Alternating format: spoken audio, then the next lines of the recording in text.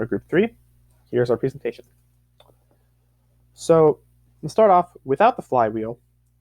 The relationship between angular velocity and time for each given voltage is shown here. Voltage has its own line, and as you can see, generally speaking, the more volts you put into the motor, the faster it will go. State voltage with a gain that would be 8.8048 and a time constant average time of 0.2294 seconds. Now, looking closely here, we actually graph the steady state voltages versus each steady states versus the voltages. And you can see that there is this linear region, and the slope where you can draw a line, the slope of that line is the gain.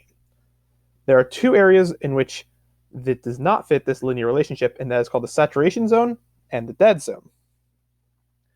In the dead zone, unmodeled forces of friction take over because there isn't much voltage to combat them. In this case, this causes it to break the model since friction is no longer negligible and it no longer improves linearly.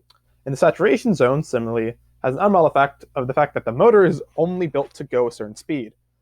Regardless of how many volts you put in it, it's not going to go much faster than about 60 units per second.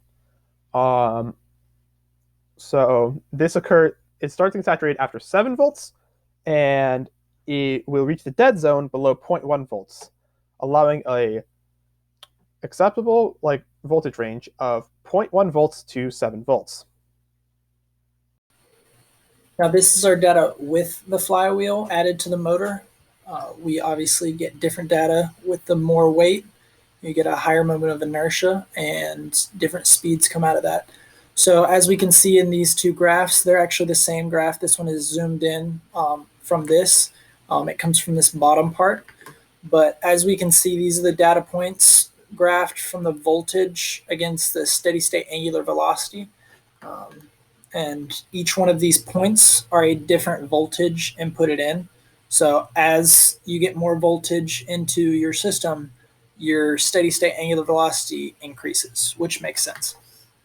Now, as we can see at this top, we have the upper limit, and that's where it kind of caps off at where the steady state comes in. The saturation zone is where it's like leveled out now. You're not going to get anything else, and so that is where that happens. This zoomed in part is just from down here, and at the bottom we get the dead zone, and that's where it's just not going fast enough to really register, and that's also where the lower limit is. In this graph, we get our Km and Tm. Our Km actually comes from this last graph where the slope comes from. So we graphed this linear fit, and we got all these points connected, and we ended up getting this slope of about 8.78. And that's right here what this Km is, rounded up. And we also get our Tm from these values. So the Tm is actually these little circles in here, and the Tm is where it reaches that steady state angular velocity. Now, as you can see, we have 16 different voltages, all the way from 0.01 to 9 volts. And as the time increases, you can see it reaches that steady state. It's in that long line. The 0.01 volts is going to be here at the lower angular velocity, obviously. It probably won't even spin.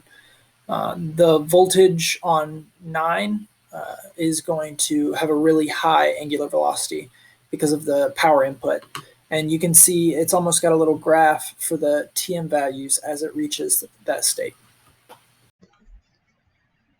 So when we compare the two systems, the system with the flywheel versus the system without the flywheel, one can see that the system without the flywheel reaches a steady state value quicker than the system with the flywheel.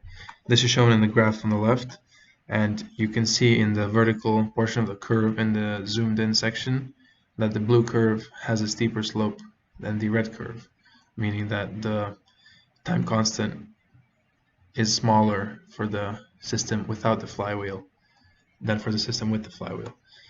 This correlates to the values of the time constant calculated. So for the no flywheel, the time constant is 0.2294, and for the with the flywheel 0.5811 seconds.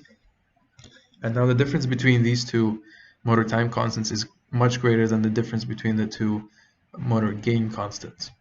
And the reason for this is due to the formula shown in the bottom right.